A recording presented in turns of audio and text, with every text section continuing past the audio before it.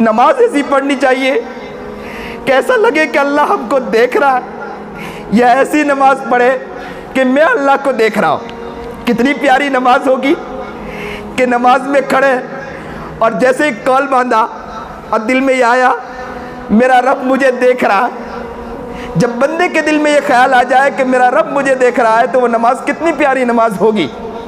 لیکن آج ہمارے نماز کے بارے میں ذرا سوچئے کہ ہماری نماز کیسی نماز ہے کہ نماز میں کھڑے ہیں تو کتنے بلی اور خنزیروں کا ذہن میں آتا ہے، لیکن اللہ کا ہمارے ذہن میں خیال نہیں آتا ہے۔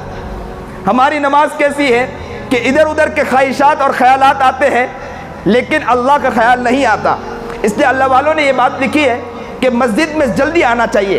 ہم لوگ یہ سمجھتے ہیں کہ مسجد میں جلدی آنے کی کیا ضرورت ہے، بس یہ ہے کہ ہم نے نماز پڑھ لی، سنت پڑھ لی اور فوراً نماز کا موقع مل جائے کافی ہے۔ یہ اصل نہیں ہے۔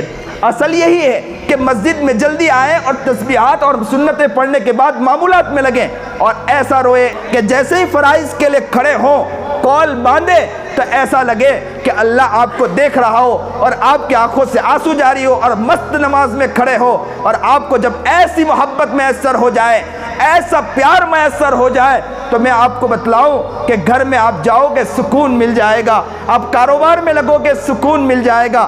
کیوں اللہ نظر آیا؟ کیونکہ آپ کی نماز ایسی نماز ہو گئی کہ جس نماز کے اندر آپ کو یہ محبت آ گئی کہ آپ کا دل ایسا دل بن گیا کہ آپ کو ایسا لگنے لگا کہ میرا رب مجھے براہ راست دیکھ رہا ہے۔ جب رب دیکھ رہا ہے، رب کی ایسی محبت آپ کے دل میں آ گئی تو نماز میں کوئی اور لطف آ جائے گا، نماز کا مزہ بدل جائے گا، نماز کی حقیقت بدل جائے گی۔